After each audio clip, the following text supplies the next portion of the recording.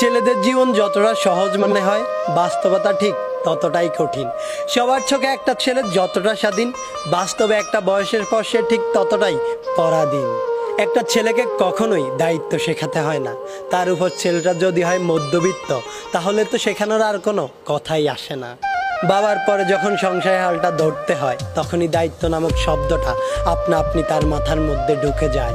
আর তখনই সবচাইতে চঞ্চল ছেলেটাও একেবারে শান্ত হয়ে যায়।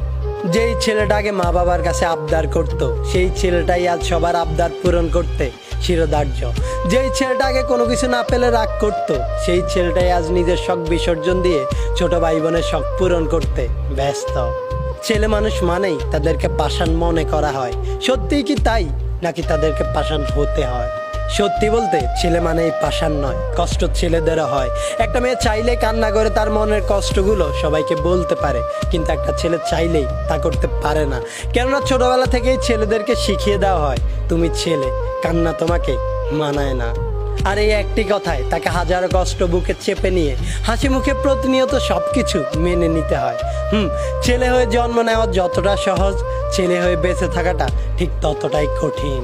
কেননা একটা ছেলেকে ফ্যামিলি, ক্যারিয়ার এবং নিজের ভালোবাসার মানুষটিকে হারানোর ভয়ের মতো হাজারো টেনশন, ডিপ্রেশন নিয়ে কাটাতে হয় তার প্রতিদিন।